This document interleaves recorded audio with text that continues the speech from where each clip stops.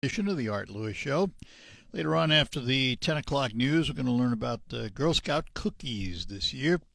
At 11 o'clock, Rob Little, the comedian who's going to be in town this weekend from Bay City, local boy makes good, as they say, going to be with us this morning. But for this hour, we're going to celebrate an upcoming anniversary.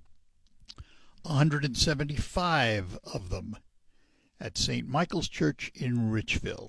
And before I introduce you to my studio full of guests, I want these gentlemen to know I was not there for the building of the church. Just to get that out of the way. First of all, with us this morning, Pastor Wes Gillespie. Morning, Pastor. Good morning, Art. Thanks for being with us. Scott Wenzel, who is the co-chair of the 175th Anniversary Committee. Scott, good morning. Good morning. Wayne Hecht, the 175th Committee historian. Congratulations. You weren't there either at the beginning, were you? No, I just wondered. All right.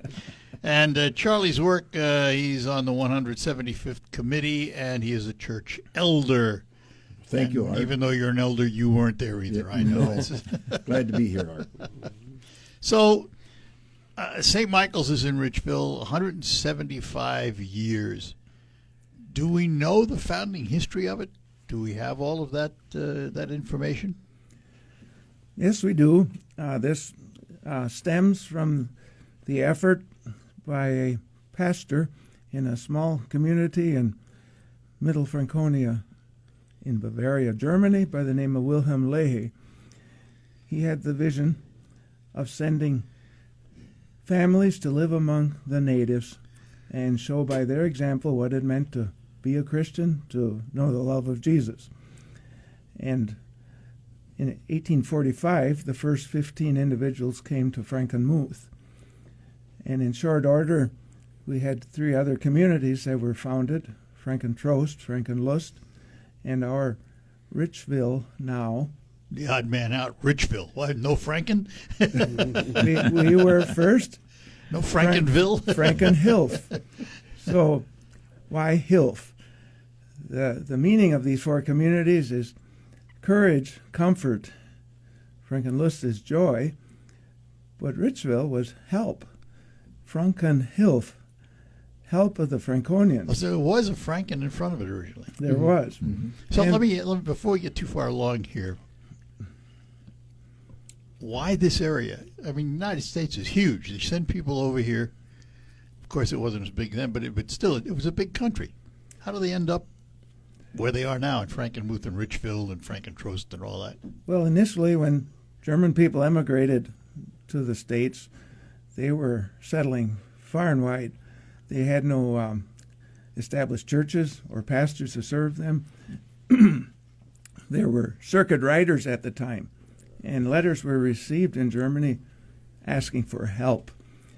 And this was one form of the help that people would come and live amongst the natives, and that pastors would be sent.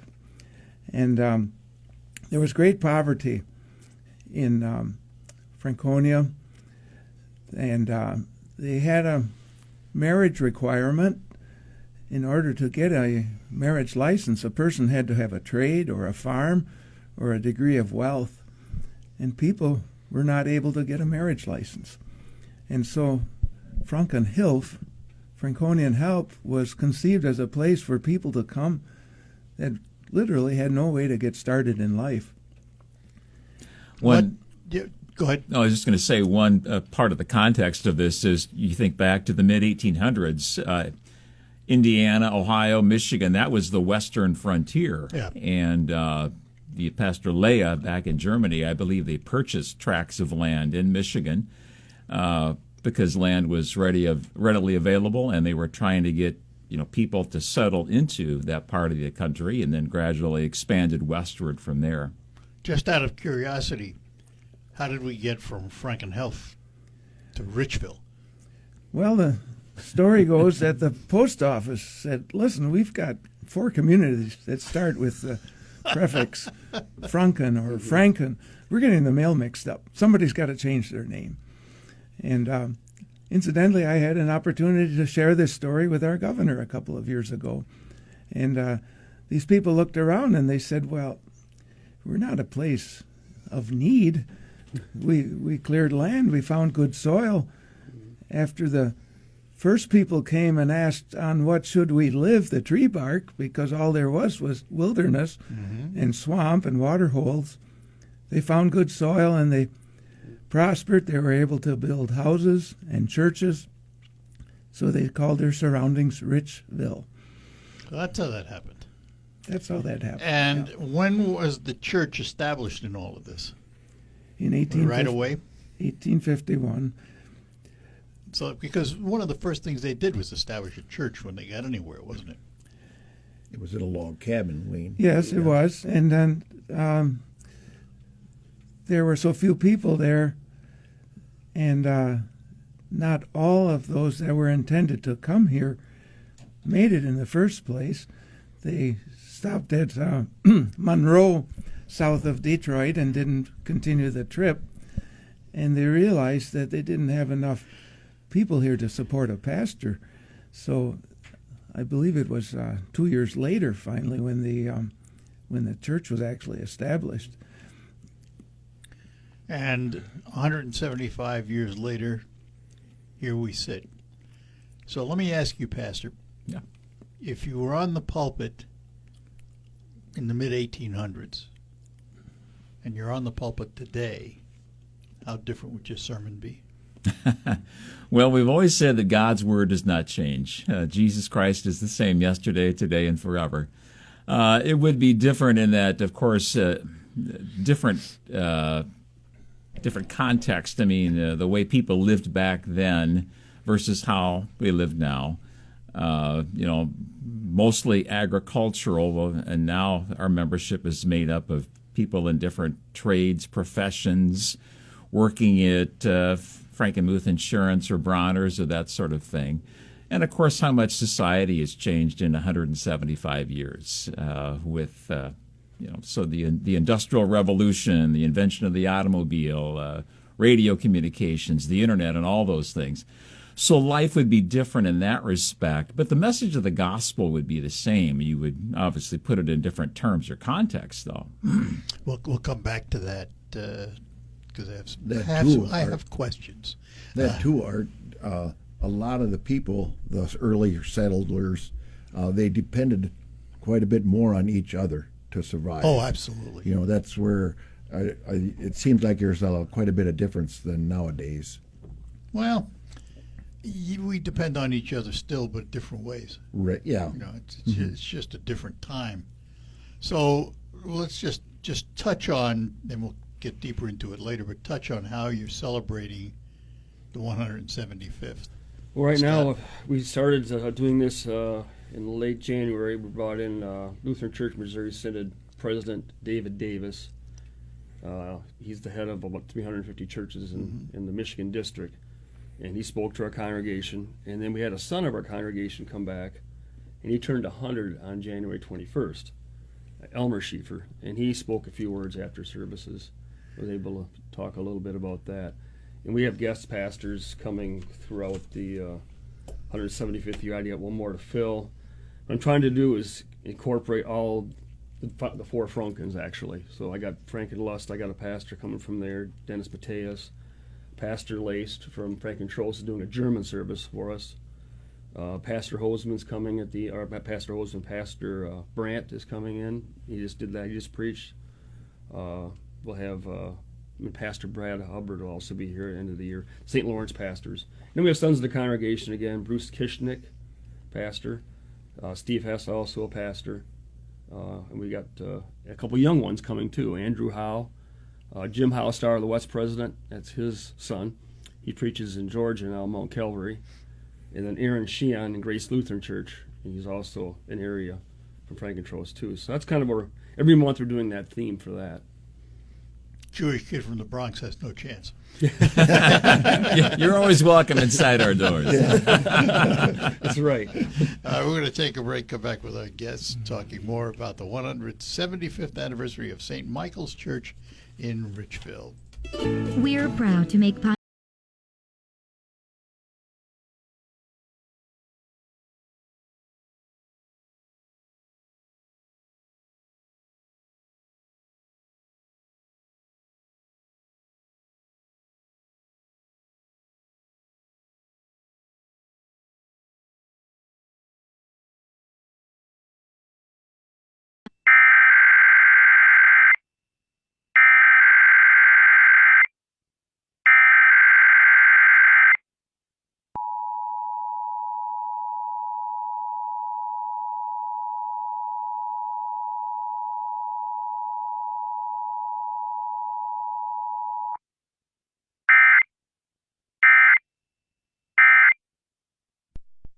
This is a test of the emergency.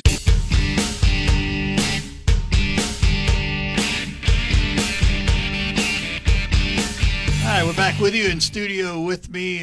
Charlie Zwerke's on the 175th Committee and a church elder for St. Michael's Church in Richville. Wayne Heck, the 175th Committee and historian. Scott Wenzel's the co-chair of the 175th Anniversary Committee. And Pastor Wes Gillespie rides herd over all of them. You're correct. Yeah. For 31 years. It's a big herd too.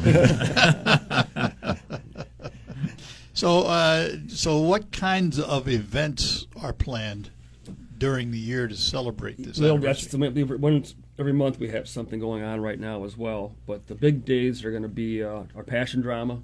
We've done this is our 25th year for our Passion Drama. You know, the resurrection or the Sure. death of Christ, and we've done that for just I guess at the 25th year. It started at 150th, and so we're doing some special things for that this year that the people will see when they come to. And when will do that be? It'll be Friday and Saturday, April 3rd and 4th, because 5th is Easter this year. Right, yeah. And we'll do it that day. And DJ Weiss is kind of heading that up, and he's also on our committee. So that'll be special. We're doing a few different things for that to let people know, the true meaning of Easter and that kind of thing. September 13th we're just working on that now. St. Lawrence has a German service once a month. Mm-hmm. We're going to piggyback a little with that. They're going to have theirs on September 13th at 11 in the morning. We're going to have one at 3, and Pastor Mark Lace is going to lead that for us. We gave him some transcripts from our 75th and our 100th in German. He's incorporating that, and we're getting a guest organist coming from there too. So it's going to be interesting. When I hear you say that, I'm pretty amazed that they kept that much detail and notes, that you have that much written history. We started doing this in September last year, me, Al Rodimer, and a lot of this committee. We went down in the basement. We found things that were checkbooks and stuff, ledgers from like 1933 from Mary Martha and Ladies' Aid, and school attendance from the 30s, 40s, and 50s they kept. Just superfluous things that really didn't need to be kept anymore. So some we had an artifact day and welcomed all our people to come down to the church, and if they found something near and dear to their heart, to take that and take it home. Now, stuff we needed to keep, important stuff, we stuck away. And we've made a glass case in the center of our church now in our foyer. It has all the a lot of our artifacts from back then. So the settlers come. They're religious people, so they want a church.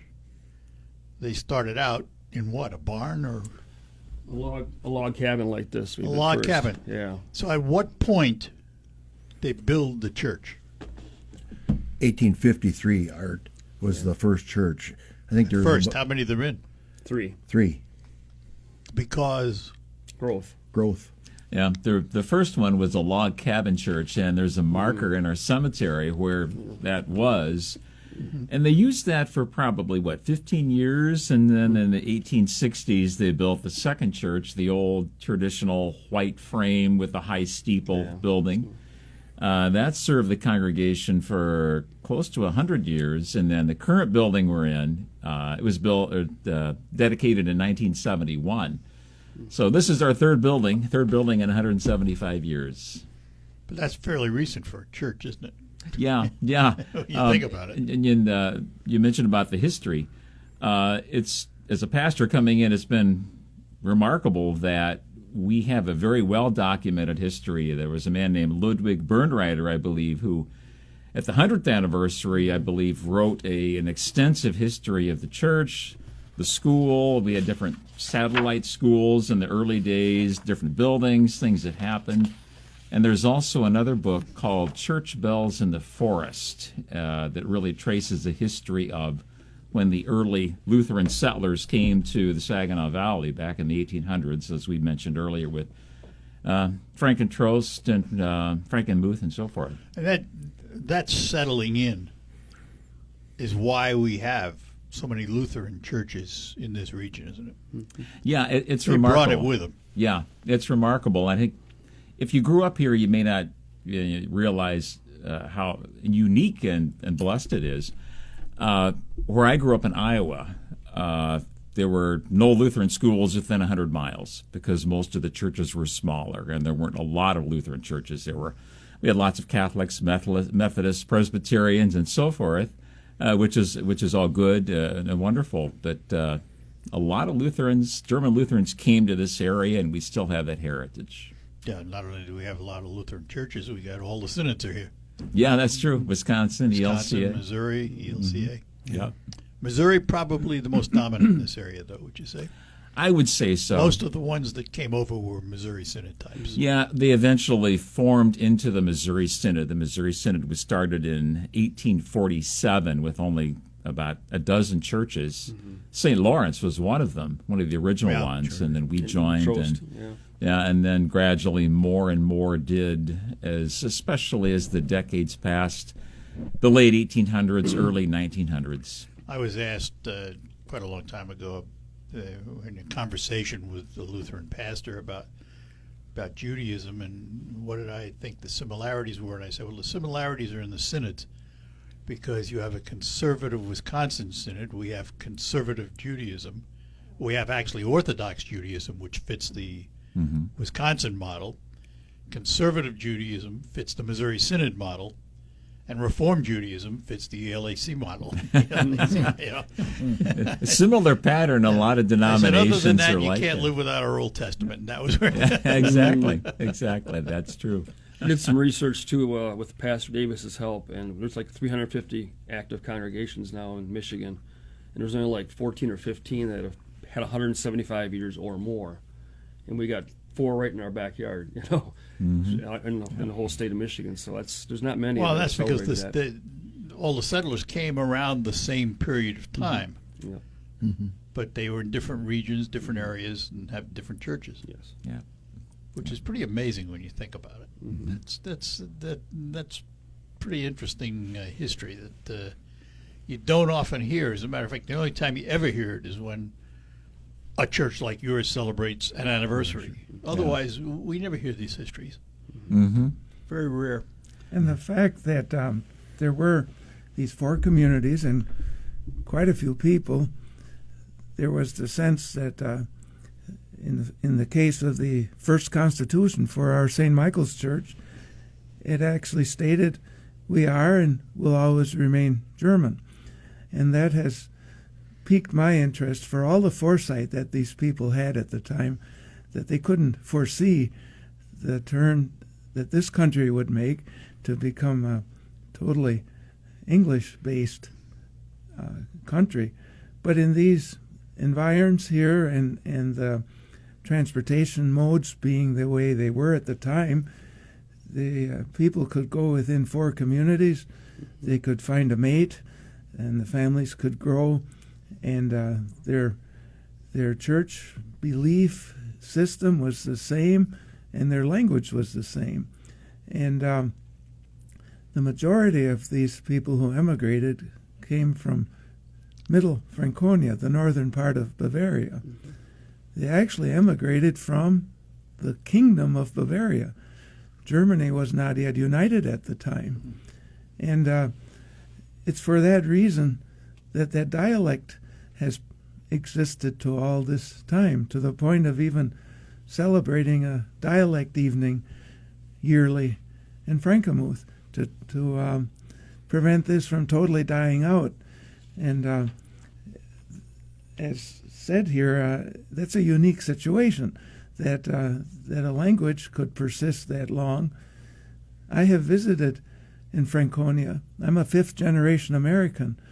They can't believe that I could speak their local dialect. All right, well, we'll take a break, come back, we'll talk more with our guest, St. Michael's Church in Richville, celebrating 175 years.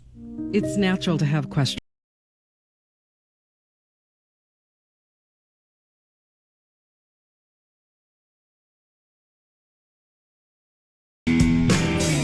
Hi, we're back with you talking about the celebration of 175 years for St. Michael's Lutheran Church in Richville. With us this morning, Pastor Will Gillespie, 31 years. Scott Wenzel is the co-chair of the 175th Anniversary Committee.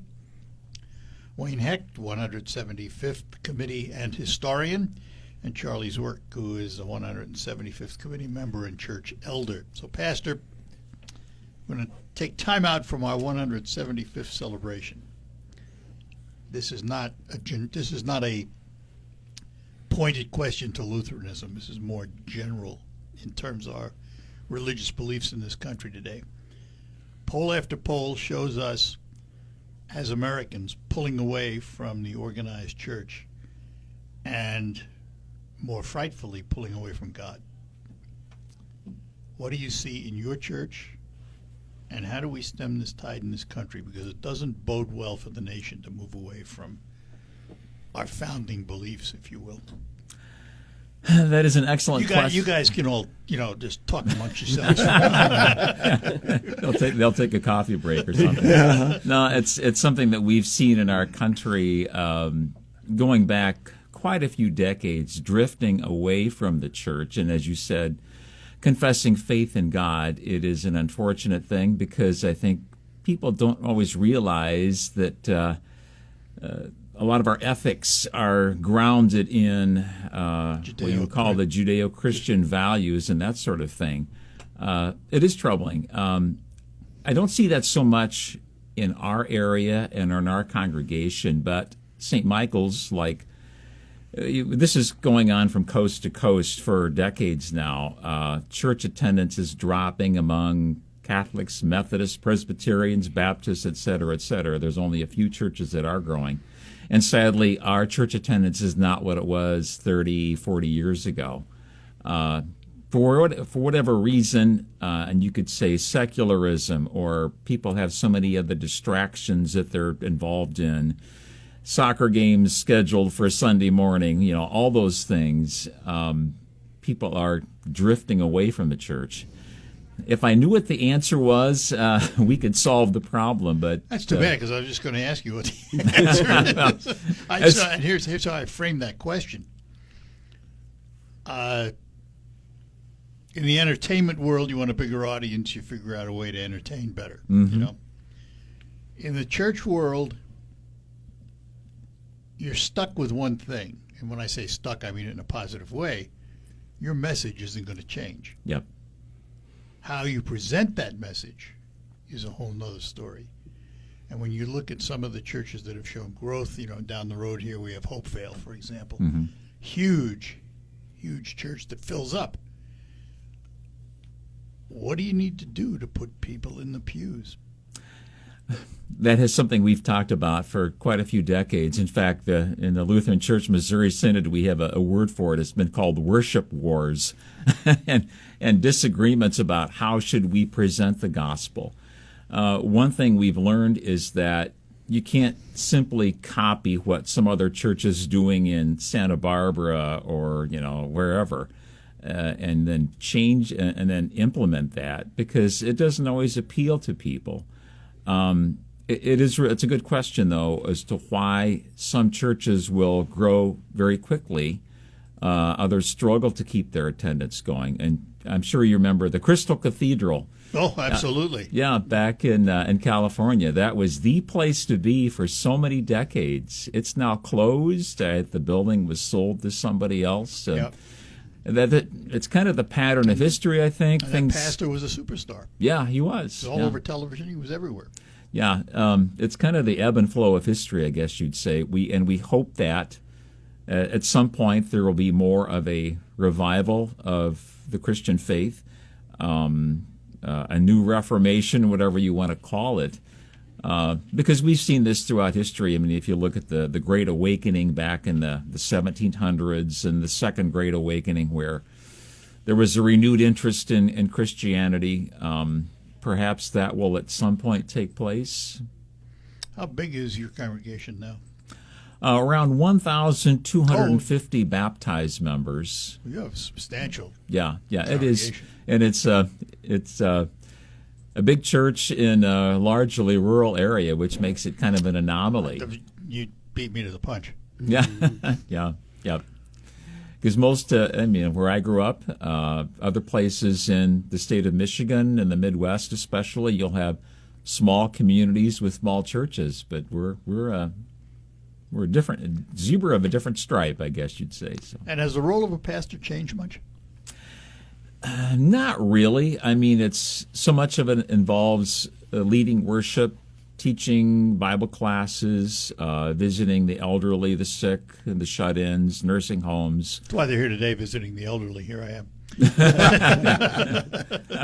Confirmation teaching. Yeah, confirmation. There's a lot of it's very similar. Of course, again, we have more technology now. We have our services on the web, those types of things. But that's the adaptation you've had to do, though.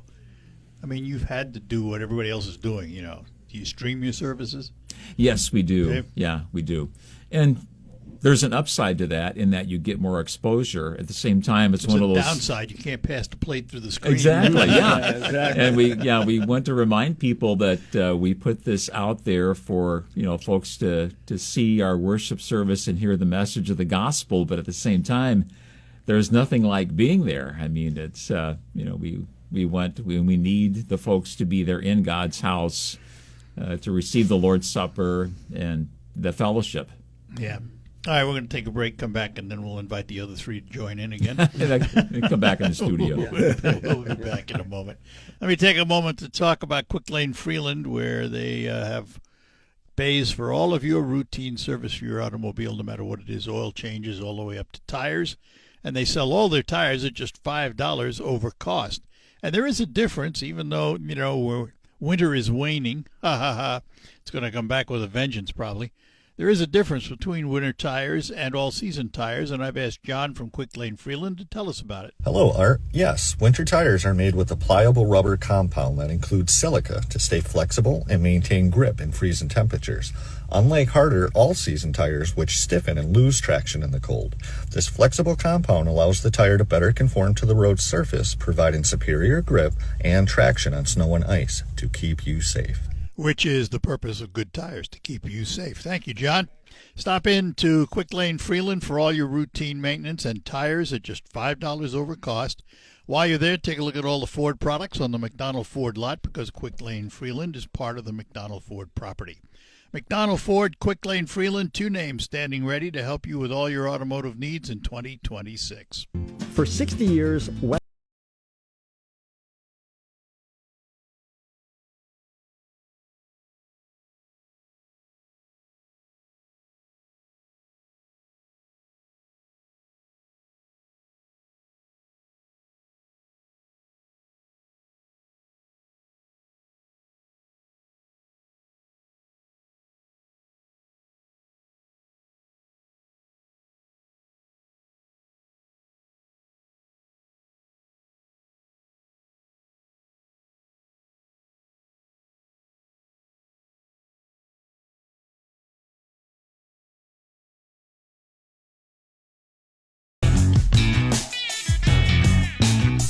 We're back with you on the Art Lewis Show. In studio with me, Charlie Zwart. He is a 175th committee member and church elder for St. Michael's Church in Richfield.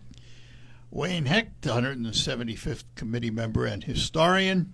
Scott Wenzel, co-chair, 175th anniversary committee. And I've known Scott for a long time because he's in the media.